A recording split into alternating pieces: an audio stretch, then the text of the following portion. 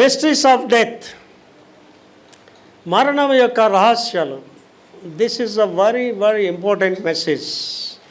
ఇక్కడ కూర్చుని మీకు ప్రపంచానికి ఇది చాలా అమూల్యమైన సందేశం. Death speaks about somebody. మరణం అనేది ఒకడి గురించి మాట్లాడుతుంది, వాడు చనిపోయిన విధానం మాట్లాడుతుంది. చూడండి, కొంతమంది చనిపోయినప్పుడు ఏమంటామండి, కొల్లి చచ్చేడు వాడు అని అంటాం, దుర్మరణం పొందేరు అని అంటాం. నేను చూడండి, మరణాలు అనేవి కర్నూలులో బస్సు యాక్సిడెంట్ అయింది, ఎవరు ఊహించరు, 19 మంది సజీవ దహనం అయిపోయారు. ఏమిటది? కోవిడ్లో చాలామంది దిక్కుమాలిన చావులు చచ్చారు. ఏంటి అది? వాస్తవానికి ఏంటంటే నీ మరణం నీ గురించి మాట్లాడుతుంది. ఆంధ్ర క్రైస్తవ కీర్తనలో ఒక చక్కని పాట రాసుకున్నాడు భక్తుడు. ఏమంటాడంటే, దేవా నాకు మంచి మరణము ఇమ్ము అని. అంటే నీ మరణం నీ గురించి మాట్లాడుతుందండి. మా కుటుంబం గురించి ఆలోచన చేస్తే, మా తండ్రి కుటుంబం, మా అమ్మ నాన్నతో కలిపి 7. మా నాన్నగారు చనిపోయారు. చాలా ఘనమైన సమాధి మా నాన్నగారికి జరిగింది.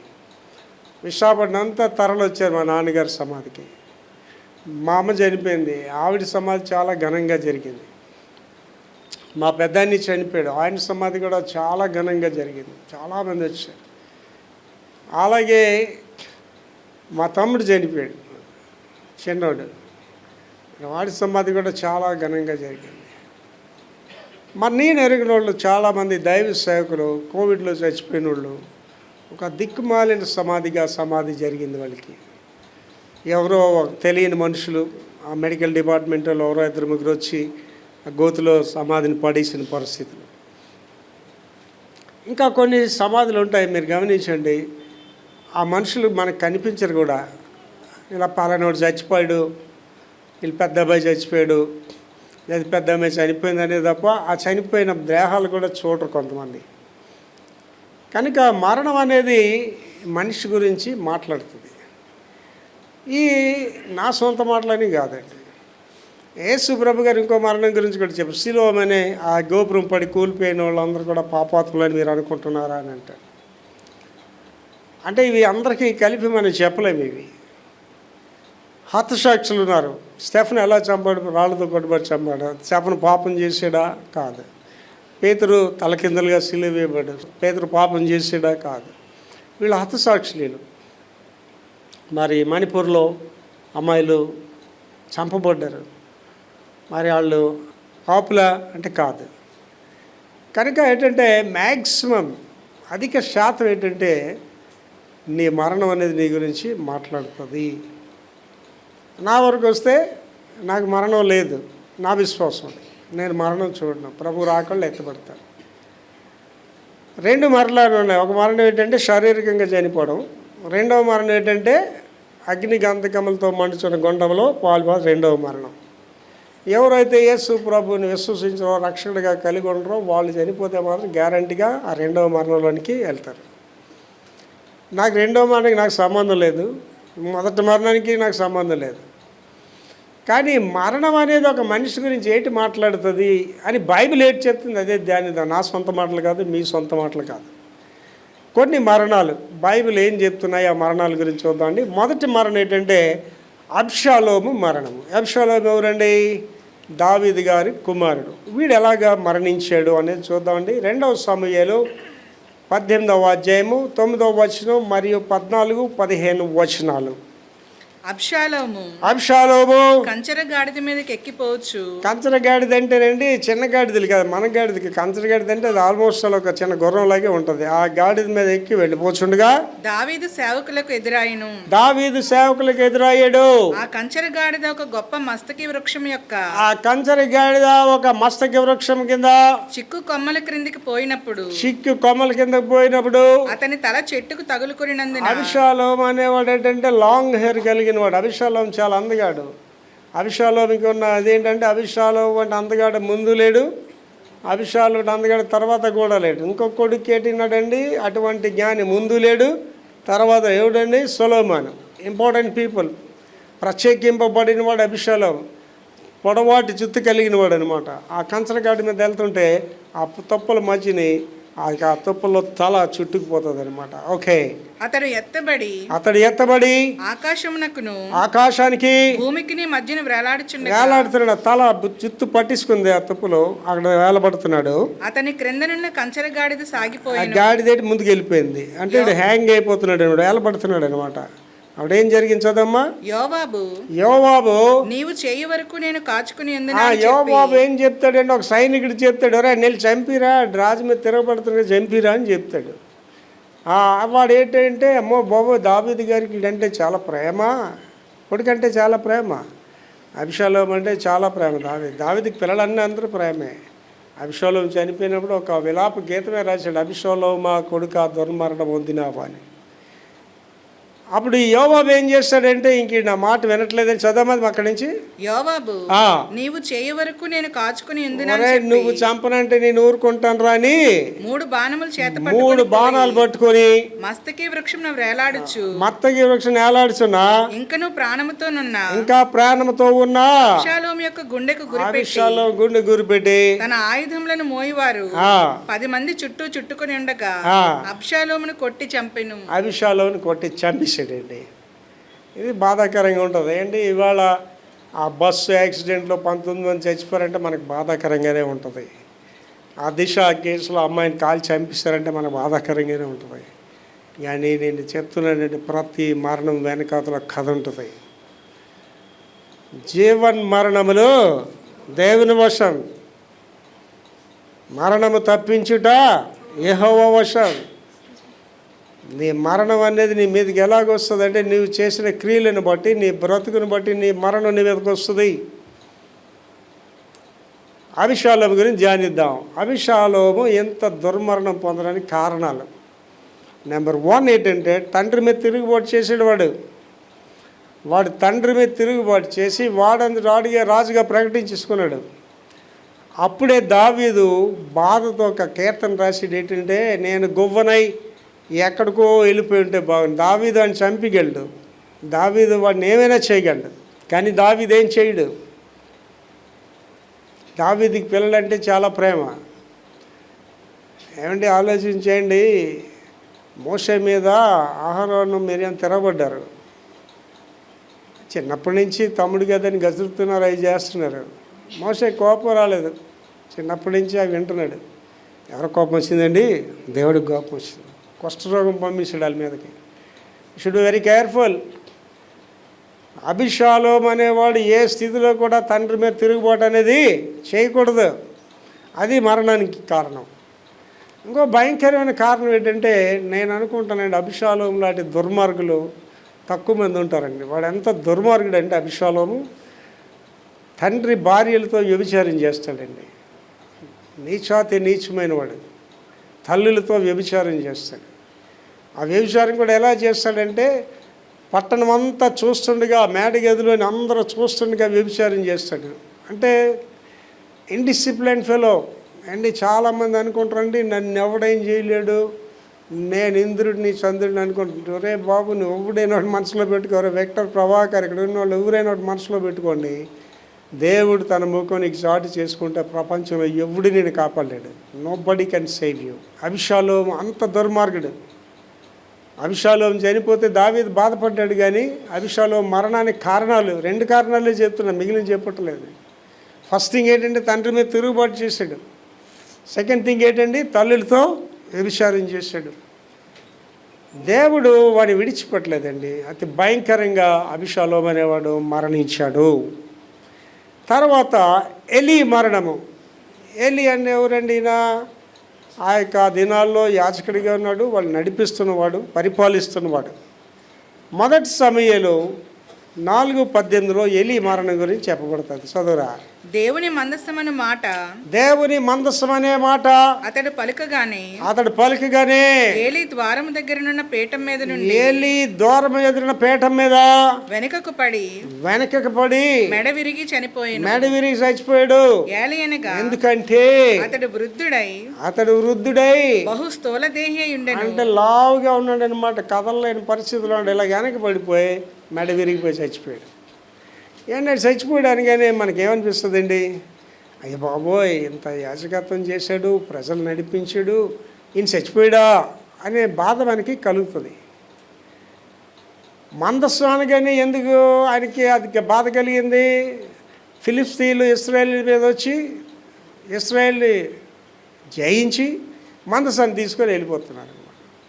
మందసం అంటే మందసం గురించి ఒకరోజు ప్రసంగించారు. దేవుని సన్నిధి ఊరేది అంటే ఒక రకంగా చెప్పాలంటే ఇవాళ సంఘాలు ఎలా పగలగొడేస్తున్నారో, క్రైస్తవులు ఎలా హింసిస్తున్నారో దానికి ఒక సూచన మందసం అనేది కూడా. ఎవడు జయించినా ఆడ మందసం ఎందుకు పట్టుకెళ్ళిపోవాలి? మందసాన్ని వదిలేసి కదా, కానీ పట్టుకెళ్ళిపోతారు. గుళ్ళు ఎందుకు పగలు కొట్టేలా? ఆడికి గుడికి సంబంధం ఏంటి? కానీ వాళ్ళు పగలు కొడతారు. ఈ మాట వినగానే వెళ్ళి ఏవేడండి వెనక్కి పడిపోయి చచ్చిపోయాడు. మీద భాగాల్లో మనం చూస్తే ఆ ఫిలిస్తీన్లు ఇశ్రాయేలుని జయించినప్పుడు ఇతని ఇద్దరు కుమారుని చంపేస్తారు. ఓఫనీ, ఫినేస్ అనే వాళ్ళని చంపేస్తారు. ఇప్పుడు ఆలోచించేద్దాం, ఈ మరణం వెనకాతలో ఉన్న రహస్యం ఏమిటి? What is the mystery behind this death? వెళ్ళి మరణం వెనకాతలో కారణం ఉంటుంది కదా, మీకు ముందే చెప్పాను. Every death has a cause, కారణం ఉంటుంది మరణానికి. అందుకే అంటారు చాలామంది, ఎందుకురా దుర్మార్గ పనులు చేస్తారు, అరే మంచిగా ఉండరా, ఎందుకురా బిల్లిబిద్రించి చేస్తామని అంటారు చాలామందిని. ఏలి వెనకాతలో ఉన్న కారణం ఏంటంటే తన పిల్లలిద్దరు కూడా దేవుని పరిచర్య చేస్తున్నారు. ఎలా చేస్తున్నారండి? దేవాలయంకి వచ్చిన వారితో వ్యభిచార కార్యాలు చేస్తూ, దేవాలయంలో ఉన్న ఆ యాజకుడికి కావలసినట్టుగా అత్యధికంగా తీసుకుంటూ, బహు దుర్మార్గంగా అనమాట. వాళ్ళు ఎవరు చెప్పలేకపోతున్నారు, ఏలీకి వెళ్ళి చెప్పలేకపోతున్నారు. ఏలి చెవులో పడింది. ఏలి ఒక రోజు వాళ్ళు పిలిచి చెప్పాడు, ఒరే నాయనలారా, కుమారులారా, ఒక మనిషికి మనిషి వ్యతిరేకంగా తప్పు చేస్తే వాడి గురించి దేవుడికి మొరపెట్టుకుంటాం, దేవుడికే వ్యతిరేకంగా తప్పు చేసి ఆడి గురించి ఎవడికి మొరపెట్టుకుంటారు? వాళ్ళు వినలేదండి. రెండవ భాగంలో దేవుడు ఏమంటున్నాడు? ఏలి నీ పిల్లలకి నువ్వు చెప్పలేదు అన్నాడు. ఏలి నీ పిల్లలకి నువ్వు చెప్పలేదు. చెప్పాడా లేదా? చెప్పాడు ఏలి. కానీ దేవుడు ఎందుకు చెప్పలేదు అంటున్నాడు? అండ్ ఇవాళ మన పిల్లలు, మన అబ్బాయి మన మాట వినట్లేదు ఇంట్లో, కానీ మన ఇంట్లో పెట్టుకొని గౌరవిస్తాం. మన అమ్మాయి మన మాట విందు, కానీ దాన్ని ఇంట్లో పెట్టుకొని గౌరవిస్తాం. అమ్మ నువ్వు అలా చేయకుంటుంటే బాగున్నమ్మా అనే చెప్తావు తప్ప, రేపు అలా చేయకుంటుంటే బాగునని చెప్తావు. వాడు ఎప్పుడు బాగుపడతాడండి? ఆయన ఇంట్లో పంపించేయాలండి. ఆ తండ్రులు ఏం చెప్పాలంటే, ఒరే నువ్వు మా ఇంట్లో ఉండాలంటే క్రమశిక్షణగా ఉండాలి, లేకపోతే ఇంట్లోంచి పోరా అని చెప్తే అప్పుడు డిసైడ్ చేసుకుంటాడు అనమాట. మారాలా మారకూడదా డిసైడ్ చేసుకుంటాడు. పర్లేదు లేరా అలా చెయ్యకరంటే వీళ్ళేటి చెప్తున్నారులే అని అనుకుంటాడు. అండ్ ఇవాళ అంటే మన ఇంట్లో వాళ్ళ నాశనానికి మనమే కారకులు అండి. మన చెల్లి తప్పు చేస్తే మనం చెప్పమండి, మన తమ్ముడు చేస్తే మనం చెప్పమండి, వాళ్ళు సమర్థిస్తాం ఇంకా వాళ్ళ తప్పులో మనం. అంటే ఏం చేస్తున్నారంటే వాళ్ళు లేవలేనంత లోతుగా గొయ్యి తవ్వేస్తున్నారు వాళ్ళకి. మీ కుమారుడు లేవలేనంత లోతుగా గొయ్యి తవ్వేస్తున్నాడు. చెప్పాలి నీ కొడుక్కి నువ్వు తప్పు చేస్తున్నావని, నీ కూతురికి నువ్వు చెప్పాలి తప్పు చేస్తున్నావు. చెప్పకుండా నష్టం అవడికండి. నీ కూతురు జీవితం నాశనం అయిపోతే పక్కింటోడు బాధపడతాడా, ఎదిరింటోడు బాధపడతాడా? నువ్వే బాధపడతావు. It's your duty to tell. దైవ సేవకుడు ఎందుకు పిలిచాడండి దేవుడు? గద్దించుటకు, బుద్ధి చెప్పుటకు, హెచ్చరించు. వీడు చెప్పకపోతే ఎవడు చెప్తాడండి? అంటే దైవ సేవకుడు గద్దించకపోతే ఎవడు చెప్తాడు? వాళ్ళకి ఎలా తెలుస్తుంది? సభ్యులకి ఎలా చేస్తే తప్పు రైట్ అని ఎలా తెలుస్తుందండి వాళ్ళకి? నీ బిడ్డకు నువ్వు చెప్పకపోతే ఎవరు చెప్తారు? నీ కొడుకు నువ్వు చెప్పకపోతే తల్లిగా ఎవరు చెప్తారు? ఏలి చేసిన పెద్ద నేరం అది. ఇవాళ కుటుంబ వ్యవస్థలు పాడైపోవడానికి కారణం ఏంటంటే మన మనిషి అనే కానీ మన తప్పులా మనకు కనిపించదు. ఏమండి, ఆ బస్సు యాక్సిడెంట్ అయింది. ఎలాగైందండి బస్సు యాక్సిడెంటు? అండ్ హైవేలో, నేను హైవేలో వెళ్ళినా 160 స్పీడ్లోనే వెళ్తాను. హైవేలో ఏ వెహికల్ అయినా అదే స్పీడ్లో వెళ్తుంది. బస్ డ్రైవర్దే రాంగ్ కాదు అక్కడ. రాంగ్ ఎవరిదండి? మోటార్ సైకిల్ మీద తాగేసాడు. ఆడు తాగేసాడు, పడిపోయాడు. ఆడు ముందు బస్సు రాకముందే చచ్చిపోయాడు పడిపోయి. ఆ బండి ఉండిపోయింది రోడ్డు మీద. ఆ చీకట్లో ఎవరికి కనిపిస్తుంది? డ్రైవర్కి కనిపిస్తుందండి. ఆ మోటార్ సైకిల్ ఆ బస్సు కిందకి వెళ్ళిపోయింది. ఆ బస్సు కిందకి వెళ్ళిపోయి ఆ బస్సు దాన్ని ఈడ్చుకొని వెళ్ళిపోతే పెట్రోల్ ఓపెన్ అయిపోయి ఆ రాపిడికి మంటలు వచ్చేసి మొత్తం 19 మంది సజీవ దహనం అయిపోయారు. 10 మందిని కాపాడారు కొంతమంది. ఆలోచించేయండి. అండ్ ఇవాళ మన పిల్లలకి చెప్తాం, ఏమండి, ఒరే వద్దురా అంత స్పీడ్కి వెళ్ళకరా అని చెప్తాం. మీకు ఇక్కడే చెప్తున్నానండి, నీ భార్య అయినా కొడుకైనా తమ్ముడైనా అన్నీ తప్పు చేసిన వాడితో మీరు ఉండకండి దయచేసి. తప్పు చేసిన వాడు వెనకాతలాడు మరణం వెంటాడుతూ వస్తుంటుంది. తప్పు చేసిన వాళ్ళు వెనకాతల శిక్షలు వాళ్ళు వెంటాడుతూ వస్తుంటాయి. ఆడుతూ ఉంటే మీరు కూడా వాళ్ళతో పాటు పోతారు. మీరు కూడా కొన్ని కుటుంబాలు చూడండి, ఆ ఇంట్లో ఎవరో ఒక అమ్మాయి తప్పు చేసి ఒక అబ్బాయి తప్పు చేసి ఆ కుటుంబం అంతా పాపం సమాజంలో గిల్టీగా ఉంటారనమాట. ఏదో వీళ్ళు తప్పు చేసినట్టుగా ఉంటారు. వాళ్ళు చేసిన తప్పుకి వాళ్ళు చేసిన తప్పుకి. చాలా స్పష్టమైన సందేశం అండి. దుష్టులు ఆలోచించి చెప్పు నడుక, పాపుల మార్గం నిలవక, అపహాసకులు కూర్చుని చోట ఆడు ఎవడైనా సరే మనకు అనవసరం అండి. ఆడన్నీ అయినా, తమ్ముడైనా, అక్క అయినా, చెల్లి అయినా, ఎవరైనా దుష్టత్వం ఉంటే వాళ్ళకి దూరంగా మనం ఉండాలి. వాళ్ళు పాప మార్గంలో ఉంటే వాళ్ళకి దూరంగా మనం ఉండాలి. ఏలి అది చేయలేదు. ఏలి ఏమనుకోండి, ఎవరు కొడుకుని ఎవరు వదులుకుంటాడు. దానివల్ల ఏమైందండి, వాడు చచ్చాడు, కొడుకులు చచ్చారు, కోడలు చచ్చారు, కుటుంబ నాశనం అయిపోయిందండి. So that is the mystery behind Eli's death. తర్వాత ఉజ్జా మరణం. ఉజ్జా అనేవాడు ఎలా చచ్చిపోయాడు? 2వ సమూయేలు 6వ అధ్యాయం 6-7 వచనాలు. వారు నాకోను కళ్ళము దగ్గరకు వచ్చినప్పుడు ఎడ్లకు కాలు జారినందున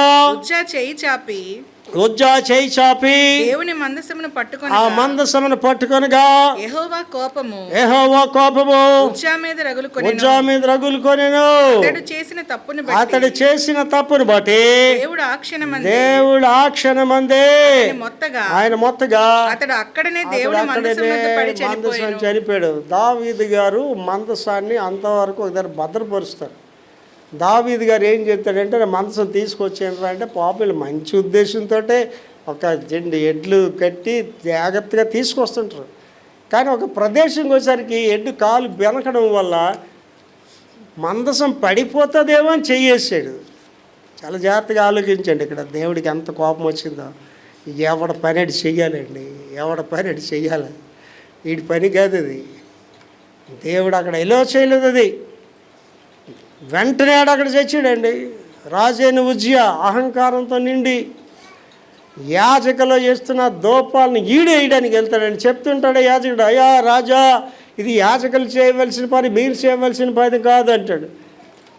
అయినా సరే వినండి, ఉజ్జియా ఇలా యాజకుడిని పైకి వస్తే ఆ దోపం వేస్తుంటే అందరూ చూస్తుండగానే వాడికి కుష్ఠరోగం వచ్చేస్తుంది. అందరూ చూస్తుండగానే కుష్ఠరోగం వచ్చేస్తుంది. వాళ్ళందరూ చాలా జాగ్రత్తగా గమనించండి. ఎవడ పని వాడి చెయ్యాలండి. దేవుడు నేను పాడడానికి పిలిచాడా, పాటలే పాడు. దేవుడు నేను బెంచీలు సరదని పిలిచాడు, బెంచీలే సర్. దేవుడు నేను సండే స్కూల్ టీచర్గా ఉండు. దేవుడు సువార్తలు అలాగే ఉండు. సువార్తలు పాస్టర్లు అయిపోదాన్ని సండే స్కూల్ పాస్టర్ అయ్యేది కాదు. దేవుడు ఒప్పుకోడది.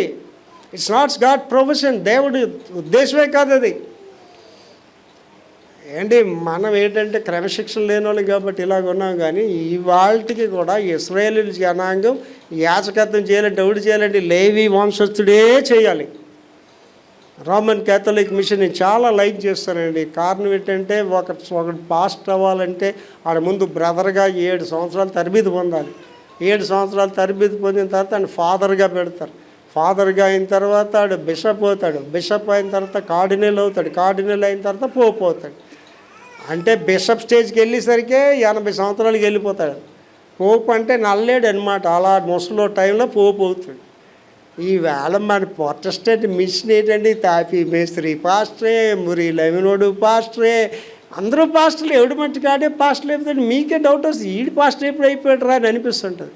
నేను పాస్టర్స్ కాన్ఫరెన్స్ ఎందుకు పెడుతున్నానంటేనండి, వాళ్ళు ఎలా పాస్ చేయడం తర్వాత కానీ మరి కుదురుగా పని చేయండి రా, దేవుడు చిత్తాన్ని జరిగించని చెప్పడానికే నేను పెడుతున్నాను ఈ కాన్ఫరెన్సెస్. కనుక మందసం పడిపోతే పట్టుకుంటే దేవుడు అని మొత్తేస్తాడంటే అది దేవుని చిత్తం, అది కాదు. అది దట్స్ నాట్ ఈజ్ జాబ్. ఎవరి పని వాళ్ళే చేయాలి.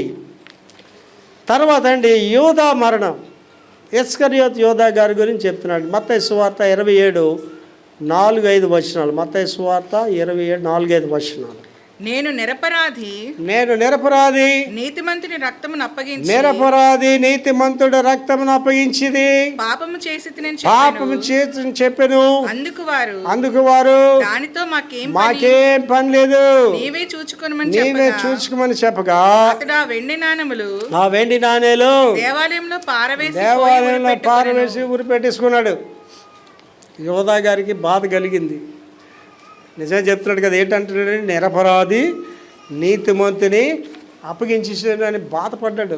దానికి మీరు చాలాసార్లు చెప్పాను, రిపెంట్ అవ్వలేదు. యోధా రిపెంట్ అవ్వలేదు, రియలైజ్ అయ్యాడు, తప్పు తెలుసుకున్నాడు తప్ప పశ్చాత్తాపడలేదు. అక్కడికి వెళ్ళాడు, ఆ ప్రధానికి వెళ్ళాడు, ప్రభా మీరు ఇచ్చిన వెండి నాణ్యాలు నాకు వద్దురా, తీసుకుంటారు అని చెప్పాడు. వాళ్ళు ఏమన్నారండి, రెండో భాగం చదవండి. అందుకు వారు దానితో మాకు దీంతో ఏం పని లేదు, నువ్వే చూసుకో. ఆ వెండి నాణెములు దేవాలయంలో పారవేసిపోయి ఆ డబ్బు కూడా అడిగి అవసరం అండి. ఇవాళ నేను చెప్తున్నానంటే వచ్చే వారం మెసేజ్ చాలా పవర్ఫుల్ మెసేజ్ అండి. ఈవేళ దైవ సేవకులు వ్యాపారం చేస్తున్నారు యోధాలాగా.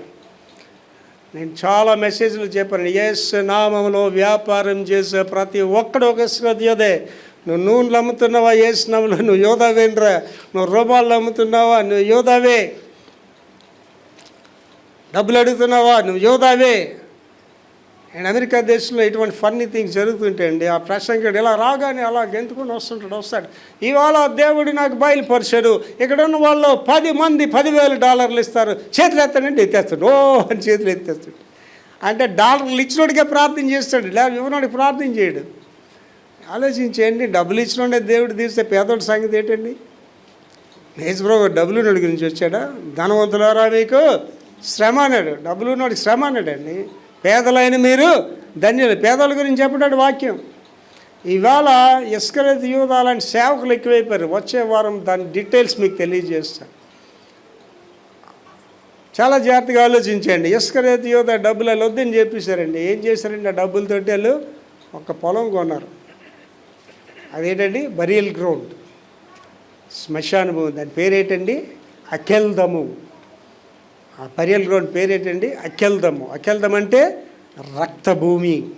అంటే ఒక నిరపరాధి రక్తము ద్వారా కొనబడిన, ఆ డబ్బుల ద్వారా కొనబడిన భూమి అండి. అండి చాలామంది అండి, నాకు మేళ్ళు ఉన్నాయి, మిద్దెలు ఉన్నాయి, మా అమ్మాయి అక్కడికి వెళ్ళింది, మా అబ్బాయి ఈ దేశం వెళ్ళాడు, లేకపోతే నాకు 2 కార్లు ఉన్నాయి, ఈ చెప్తుంటే ఇవి ఆశీర్వాదాలు కానే కాదండి. These are not blessing at all.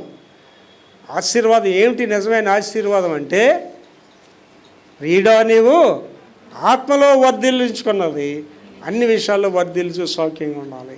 And ఇవాళ ఉదయం నేను వైకుజానే మెసేజ్ వింటున్నాను. అందులో వెళ్ళి ఒక 3 విషయాలు, ప్రాముఖ్యమైన విషయాలు. ఒకటి ఏంటంటేనండి, చెట్టు భూమిలో ఉంటేనే ఫలిస్తుంది. భూమి నుంచి చెట్టు పైకి వచ్చిస్తే చచ్చిపోతుంది. చేప నీటిలో ఉంటేనే జీవిస్తుంది, నీటిలోంచి పైకి వచ్చిస్తే చచ్చిపోతుంది. మనిషి దేవుడిలో ఉంటేనే బ్రతుకుతాడు. దేవుడిలో లేకపోతే మనిషి ఏమైపోతాడండి? చస్తాడు. నేను బతికే ఉన్నాను కదా, నేను మాట్లాడుతున్నాను కదా అంటే ఏమన్నాడండి? జీవించుచున్నారని పేరు మాత్రం ఉన్నది కానీ మీరు చచ్చిన వాళ్ళే, మృతులే అంటున్నాడండి. కనుక ఇట్స్ వెరీ ఇంపార్టెంట్ థింగ్. యోధా మరణం అనేది చాలా భయంకరమైన మరణము. తర్వాత ఆశీర్వాద మరణాలు చూస్తున్నాండి. స్టెఫను మరణము. అపోస్తుల కార్యాలు 7వ అధ్యాయము 56, 59, 60 వచనాలు. అపోస్తుల కార్యము 7, 56, 59, 60 వచనాలు చదువురా. ఆకాశము తెరవబడుటయు, ఆకాశం తెరవబడు, మనుష్య కుమారుడు దేవుని కుడి పార్శ్వమున నిలిచి ఉండుటయు చూచుచున్నానని చెప్పాను. నేను చూచుచున్నానని స్టెఫను చెప్తున్నాడు. గూర్చి మొర్రపెట్టుచు, యేసు ప్రభువా, నా ఆత్మను చేర్చుకొనుమని పలుకుచుండగా వారు అతనిని రాళ్లతో కొట్టిరి. అతని మోకాళ్ళుని ప్రభువా వారి మీద ఈ పాపము మోపకమని గొప్ప శబ్దంతో పలికెను. ఈ మాట పలికి నిద్రించెను. పౌలు అతని చావునకు సమ్మతించాడు. పౌలు అంటే మన అపోస్తలుడు పౌలు గారే. ఆవాళ పౌలు గారు మారలేదు, ఇంకా ఆవిడ దమస్కి వెళ్ళలేదు. పౌలు గారు సంఘాన్ని నివసిస్తున్నాడు, విశ్వాసులు జంపేస్తున్నాడు. అందులో ఈయన ఒకడు. ఈ సచిన వాళ్ళు ఎవరండి? స్టెఫన్ ఒకడు. ఒకసారి ఆలోచించేయండి. స్టెఫన్ రాళ్ళతో కొట్టేస్తున్నారండి, దాన్ని దుర్మరణం అంటావా? దుర్మరణం హతసాక్షి ప్రభువు కొరకు. ఆ మణిపూర్లో బిడ్డలు ఎలా చంపబడ్డారో, ఇవాళ ప్రపంచంలో విశ్వాసులు ఎలా చంపబడుతున్నారో, ఇవాళ క్రైస్తవులు ఎలా కొట్టబడుతున్నారో, వీళ్ళందరూ హతసాక్షులు. వీళ్ళందరూ కూడా అండ్ స్టెఫన్ ఏమంటున్నాడు, వాళ్ళు ఏం చేస్తున్నాడు తెలియదు, వాళ్ళు క్షమించమంటున్నాడు స్టెఫను. ఆకాశం తెరవబడ్డని చూసాడు. ఇక్కడ ఉన్న వాళ్ళతో మనం చేస్తున్నాడండి. మీరు ఎంతమంది ఏకజాలు ప్రార్థన చేస్తున్నారు నాకు తెలియదు. మీరు ఎంతమంది ప్రార్థన చేసినాడు మీకు గదంతా వెలుగు వచ్చింది చూశారు. మీరు ఎంతమంది ప్రార్థన చేసినాడు దేవదూతలు మీ గదిలోకి వచ్చడం చూశారు. ఎంతమంది పరలోక రాజ్యం తెరవబడ్డని చూస్తారండి. నేను ఎవ్రీడే ప్రతిరోజు చూస్తానండి. పరలోక రాజ్యం తెరవబడ్డని చూస్తానండి. విశ్వాసులతో మాట్లాడుతుంటానండి, ప్రభువుతో మాట్లాడుతుంటాను. మీతో ఎలా మాట్లాడుతూ అలాగే దేవుడితో మాట్లాడుతుంటానండి. ఎప్పుడు వస్తుంది ఈ అనుభవం నీకు? ఈ లోక బంధకాలు ఉన్నంతకాలం నీకు రాదు అది. నువ్వు ఒంటరి వాడిని నేను ఎప్పుడు తెలుసుకుంటే అప్పుడు వస్తుంది అది నీకు.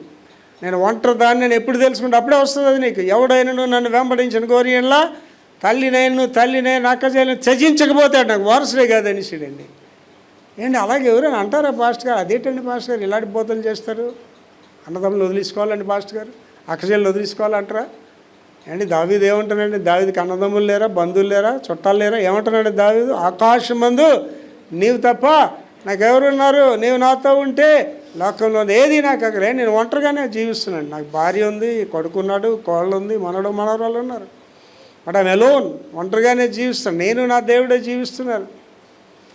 ఆ అనుభవంలోనికి నువ్వు వెళ్ళాలండి. ఎప్పుడైతే అనుభవంలోకి వెళ్ళావో నీ కుటుంబాన్ని కూడా దేవుడు కాపాడుతుంటాడు.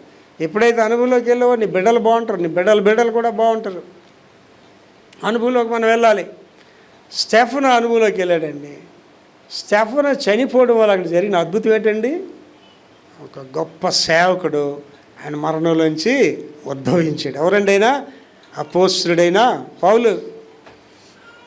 అండ్ ఇవాళ మణిపూర్లో మనుషులు చంపేశారని అనుకుంటున్నారు. దేవుడు నేను అడుగుతున్నానండి, నా ఆశ ఇండియాలో చర్చ్ బిల్డింగ్స్ కట్టాలి. చర్చ్ బిల్డింగ్ అంటే పెద్ద బిల్డింగ్స్ కాదండి, ఒక 1 సెంట్లో బిల్డింగ్ కట్టాలని డిసైడ్ చేసి ఆ డిజైన్ కూడా చేసుకున్నాను. ఒక బిల్డింగ్ కట్టి ఆ వెనక షెడ్ దించి ఒక పాస్ట్ ఉండడానికి ఒక బోర్ ఒకటి వాళ్ళకి ఇచ్చేయాలని. ఒక మణిపూర్లోనే 100 చర్చిలు కట్టాలని ఆశ ఉందండి. ఒక్క మణిపూర్లోనే చేస్తాను ఆ పని. దేవుడు ఇస్తాడు నాకు అవన్నీ కూడా. ఆశ దేవుని పని చేయాలి, దేవుని కొరకు సేవకుల్ని బలపరచాలి. ఏంటి మనం గోధుమ గింజ చవని ఎడలు అది ఒంటిగానే ఉంటుంది. స్టెఫను మరణము ఒక గొప్ప సేవకుడికి జన్మనిచ్చిందండి. స్టెఫను మరణం ఇవాళ అండి నీవు నేను ప్రతి ఒక్కరు చనిపోతామండి. ఇక్కడ ఉన్న వాళ్ళందరూ ఒకటి తెలుసుకోండి, మరణం అనేది మస్ట్. పుట్టుట గిట్టుటి కొరకే. ఎవడు కూడా నేను చనిపోనని మీరు చెప్పలేరండి. అలా చెప్తే దెబ్బలు ఇక్కడ పడిపోయి చచ్చిపోవచ్చు మీరు. మరణం అనేది ఎప్పుడు నీ మీదకి వస్తుంది? మనిషికి అన్సర్టన్ థింగ్స్ 2 అండి. ఒకటి ఏంటంటే దేవుని రాకడ, 2 మరణం. నీ మరణం ఎప్పుడు వస్తుందో నీకు తెలియదు. ఆల్ ఆఫ్ సడన్ వచ్చేస్తుంది నీ మరణం. అండ్ మనం వింటున్నాం కదా, అండ్ ఆ బస్సులో ప్రయాణం చేస్తున్నారు వాళ్ళు 2 గంటలు రాత్రి టైంలో. వాళ్ళు ఏమైనా అనుకుని ఉంటారా మేము చచ్చిపోతామని? They don't know that. వాళ్ళకి తెలియని గడిలో మరణం వస్తుంది. మరణం నీ మీదకి ఎలాగ వస్తుందంటే తెలియని గడిలో వస్తుంది నీ మీదకి. ఒకసారి నువ్వు మరణించిన తర్వాత అండి నీకు 2 డెస్టినీలు ఎదుర్కొంటాయి. ఏంటంటే నిత్య నరకానికి పోవాలి, లేదా నిత్య జీవానికి పోవాలి. అది నీ మీద ఆధారపడి ఉంటుంది. నువ్వు యేసు ప్రభువుని అంగీకరించి ఆయన బిడ్డగా జీవిస్తే నిత్య రాజ్యంలోకి వెళ్తావు, మహిమలోకి వెళ్తావు, లేకపోతే నిత్య నరకానికి పోతావు.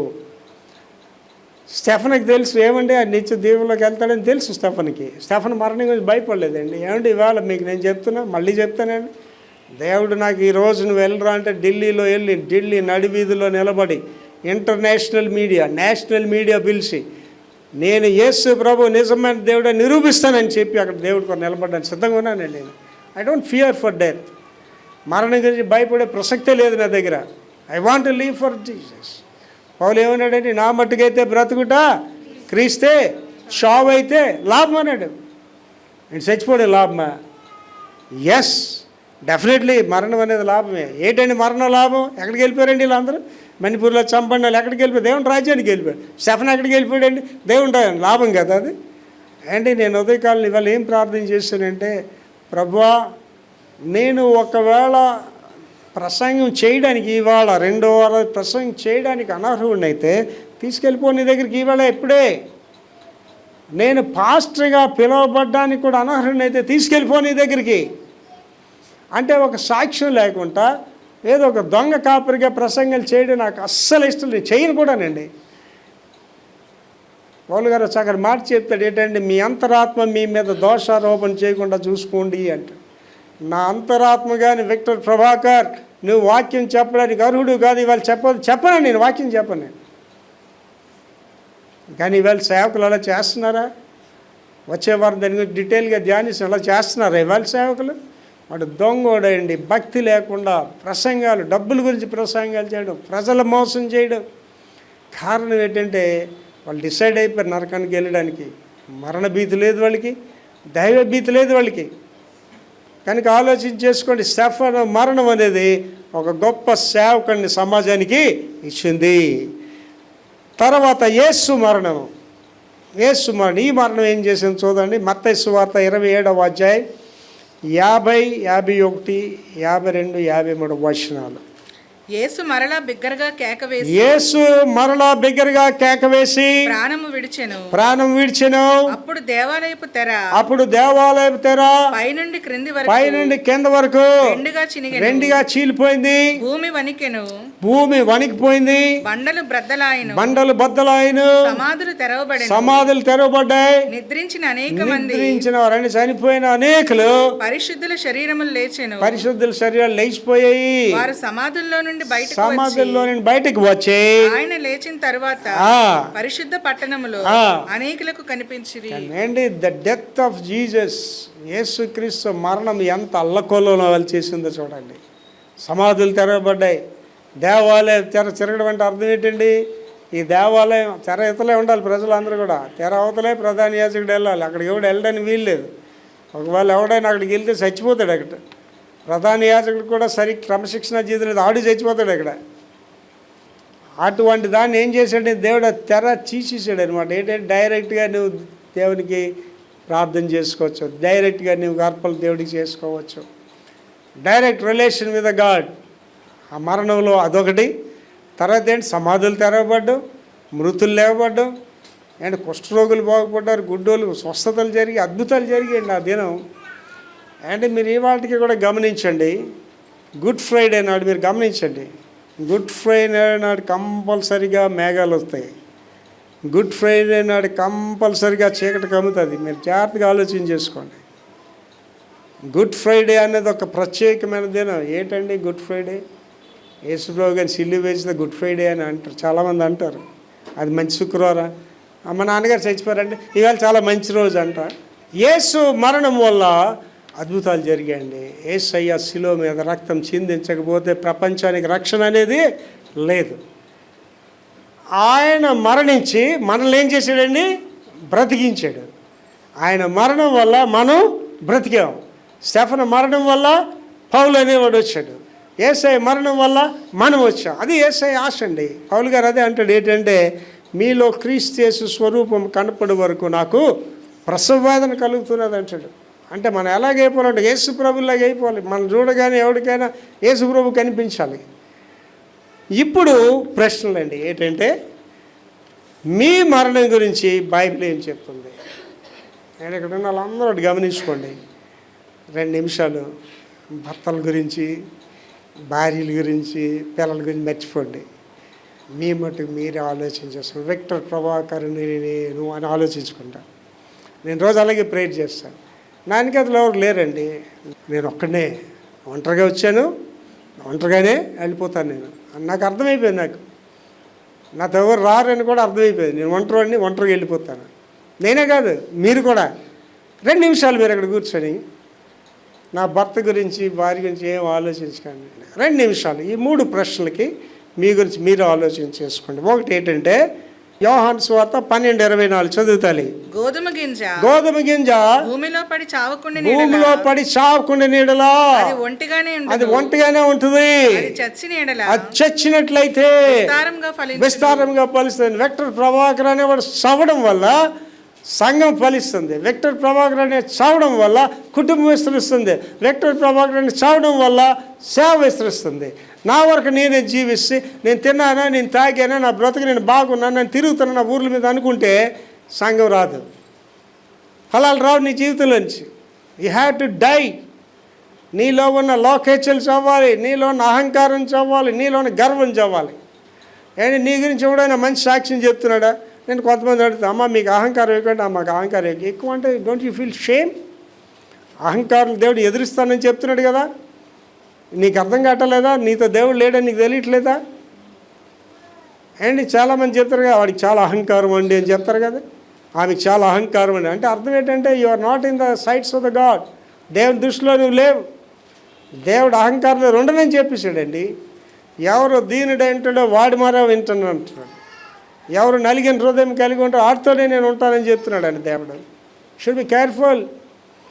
చవ్వాలి. ఏడు చవ్వాలండి? లోకేచ్ఛలు చవ్వాలి, లోక కోరికలు చవ్వాలి, లోక భోగాలు చవ్వాలి నీలో నుంచి. అండ్ ఇవాళ నాకు దేవుడు దేవుడు తప్ప నాకంటూ ఏమీ లేదు, నాకంటే విలాసాలు లేవు, నేను అక్కడికి విహారయాత్రలకు వెళ్ళను. I don't waste a single pie for the unwanted things. నేను విహారయాత్రలకు వెళ్ళాలంటే నేను వెళ్ళగలను, దేశాలు తిరగాలని తిరగలను. I can use my money. నా డబ్బు అంతా నేను ఎక్కడ ఖర్చు పెడుతున్నానండి? దేవుని సేవకే ఖర్చు పెడుతున్నా, పాస్టర్స్ కాన్ఫరెన్స్కి ఖర్చు పెడుతున్నా. దేవుడు నీకు ఇచ్చిన డబ్బుకి నువ్వు సమాధానం చెప్పాలి, దేవుడు నీకు ఇచ్చిన టైంకి సమాధానం చెప్పాలి, దేవుడు నీకు ఇచ్చిన జీవితానికి దేవుడికి నువ్వు సమాధానం చెప్పాలి. కనుక ఏంటంటే మనం ఒప్పుకోవట్లేదు, చావడానికి ఇష్టపడలేదు, మన అహంకారం వదులుకోవట్లేదు, మన గర్వాలు వదులుకోవట్లేదు. నేనేదో గొప్పవాడిని అనుకోండి, నువ్వు గొప్పవాడు అనుకుంటే నువ్వు గొప్పవాడు అయిపోవండి. ప్రజలు నిన్ను అనాలి, నేనెవరు కాదు, పరులే నిన్ను పొగడదగిన ఎదురోళ్ళు చెప్పాలి. ఈ అమ్మగారు చాలా భక్తి పర్రాలండి, ఈ అయ్యగారు చాలా భక్తుడు అని చెప్పాలి. నీ వరకు భక్తుడు నువ్వు భక్తుడు అయిపో నువ్వు. కనుక ఏమవ్వాలంటే గోధుమ గింజ చవ్వాలి అంటే నీలోని అహంకారం చవ్వాలి, నీలోని గర్వం చవ్వాలి, నీలోని స్వనీతి చవ్వాలి. నువ్వు భక్తురాలు అనుకుంటే నువ్వు భక్తురాలు వైపు, నువ్వు భక్తుడు అనుకుంటే భక్తుడు వైపు. ఏంటి ఇవాళ పౌలు గారి జీవితం ఒకసారి చూడండి. నేను సువార్తను ప్రకటించి కడక నేను భ్రష్టుడిని అయిపోతాను భయంతో ఆయన జీవితుంటే మనం ఎవడండి భక్తులు ఇక్కడ? ఎవరికంటే మనం ఎక్కువ, ఎవరికంటే మనం ఎక్కువ కాదు. నా వరకు నేను ఉదయం ప్రార్థన చేశానండి, ప్రభువా నేను పాస్ట్ అని అనిపించుకోవడానికి కూడా అర్హుని కాదు ప్రభువా, నీ వాక్యం అందించడానికి కూడా అర్హుని కాదు, నీ నామం ఉచ్చరించడానికి కూడా అర్హుని కాదు. మీ చిత్తం ఉంటేనే నన్ను మాట్లాడినివ్వండి వాళ్ళ రెండో ఆరాధనలో, మీ చిత్తం లేకపోతే తీసుకెళ్ళిపోండి మీ దగ్గరికి. అండి పనికి మళ్ళీ బ్రతికి తెచ్చేస్తేటండి, పుట్టలోన చదలు పుట్టవా గెట్టవా అంటాడు. విలువ లేని జీవితాలు వాళ్ళు జీవిస్తేటి చనిపోతేటి. అండి కొంతమంది భర్త చచ్చిపోయాడంటే ఆ భార్య ఏం బాధపడదు, ఏదో భర్త చనిపోయాడని ఆలోచన చేస్తుంది తప్ప వీడు పోవడం వల్ల ఇల్లు సుఖంగా ఉంటుంది అనుకుంటుంది. అలాగే కొంతమంది భార్యలు చనిపోతే ఆ భర్త ఏం బాధపడదు, దీనివల్ల రోజు నరకం అనిపిస్తే పోయిందని సంతోషిస్తాడు. అదేం బాధపడ్డాడు. దానికే అన్నారు అన్నమాట, పుట్టలోన చెదలు పుట్టవా గిట్టవా అంటే ఆ చెదలకి మనకి తేడా ఉందండి. దేవుని స్వరూపంలో దేవుడు మనం చేశాడండి. అండ్ చేపలను చేసినప్పుడు, పావులను చేసినప్పుడు, చెట్లు చేసినప్పుడు ఆయన స్వరూపంలో చేయలేదండి. He gave his own image for us. దేవుడు తన స్వరూపాన్ని మనకి ఇచ్చాడు. మనం ఆయన స్వరూపాన్ని నుండి ఆయన అవమానపరుస్తామా? మనం ఆయన స్వరూపాన్ని ఇచ్చినందుకు ఆయన గాయపరుస్తామా మనం? నెంబర్ 2 యోహాను సువార్త 11వ అధ్యాయం 25-26 వచనాలు. అందుకు యేసు పునరుద్ధానమును జీవమును నేనే, పునరుద్ధానము జీవము నేనే, నా యందు విశ్వాసముంచువాడు, I am the life and resurrection, నా యందు విశ్వాసముంచువాడు చనిపోయినా బ్రతుకుతాడు, బ్రతికి నా యందు విశ్వాసం ఉంచువాడు ఎన్నటికీ చనిపోడు. నా యందు విశ్వాసం ఉంచువాడు చనిపోయిన బ్రతుకును. అంటే ఒక్కవేళ మీరు యేసు ప్రభునందు విశ్వాసం ఉంచినట్లయితే, విక్టర్ ప్రభాకర్ అనే వాడు యేసు ప్రభునందు విశ్వాసం ఉంచినట్లయితే వాడు చనిపోయినా బ్రతుకుతాడు. తర్వాత ఏమంటున్నాడండి? బ్రతికి నా యందు విశ్వాసం అంటే మనం బ్రతికి ఆయన యందు విశ్వాసం ఉంచితే ఎన్నటికీ చనిపోయాం. ఎన్నటికీ అంటే ఏ మరణం గురించి చెప్తున్నారంటే యేసు ప్రభు గారు మొదటి మరణం గురించి చెప్పట్లేదు. ఇది నరకం అనే మరణంలోకి నువ్వు వెళ్ళవు. You will not go to the hell. యేసు ప్రభు నమ్ముకున్నాడు, ఊడో నరకానికి వెళ్ళాడండి. కనుక ఇక్కడ మనం ఏంటండి, ఈ చనిపోయినా ఈ ఎక్కడ తీసుకెళ్తుంది? ప్రభు దగ్గర తీసుకెళ్తుంది మరణం. బ్రతికినా ఆ మరణం ప్రభు కొరకు నేను బ్రతికిస్తుంది. అదే పౌలు గారు వివరంగా చెప్పాడు ఏంటంటే నా మట్టుకైతే బ్రతుకుట క్రీస్తే శోభిత. అంటే ఇక్కడ ఉన్న వాళ్ళందరూ చెప్తారండి, ఇక్కడ మీరు చాలామందికి దేవుని సేవ చేయాలని ఆశ ఉంటుంది. ఏం చెప్తారండి, మా ఆయన పర్మిషన్ ఇవ్వట్లేదండి, మా అమ్మ పర్మిషన్ ఇవ్వట్లేదండి, మా అత్తమామలు పర్మిషన్ ఇవ్వట్లేదని చెప్తారు. కానీ ప్రభు రాజ్యంలోకి వెళ్ళినప్పుడు నువ్వు ఇవేవి చెప్పలేవండి. ఏంటి నువ్వు మీ అత్తమామలకి చెప్పి అన్నీ చేస్తున్నావా? నీ భర్తకి చెప్పి నువ్వు అన్నీ చేస్తున్నావా? నీ భార్యకి చెప్పి అన్నీ చేస్తున్నావా? నీ సొంత పనులు అన్నీ చేస్తున్నావు కదా. ఒక దేవుని పనే చెయ్యు. దేవుని పని చేయమనగానే మా ఆయన పర్మిషన్ కావాలి, దేవుని పని అనగానే నా భార్య పర్మిషన్ కావాలని చెప్తాం. దీనికి ఎవరికి లెక్క చెప్పాలని మనం దేవుడికి అదే మాట చెప్తున్నాడు. నా యందు విశ్వాసం ఉంచువాడు చనిపోయిన బ్రతుకును, బ్రతికి నా యందు విశ్వాసం ఉంచువాడు అన్నట్టుగా నేను చనిపోడు. లాస్ట్ అండి ఫిలిప్పీ 1:21 లాస్ట్. నా మట్టుకైతే బ్రతుకుట క్రీస్తే, నా మట్టుకైతే బ్రతుకుట క్రీస్తే, చావైతే లాభము. లాభం అంటున్నాడండి. చావు అయితే అండి నా వరకు నేను చెప్తున్నానండి, నేను ఇదే సాక్ష్యం చెప్తాను. కానీ నాకు చావు లేదు, నాకు మరణం లేదు. లేకపోతే నేను ఈ మాట నేను చెప్పేవాడిని. పౌలు గారికి ఆ కన్ఫర్మేషన్ ఉంది కాబట్టి ఆయన చెప్పాడు. నాకు కన్ఫర్మేషన్ లేదు, నాకు మరణం లేదు, ప్రభు రాకళ్ళు ఎత్తబడతాను.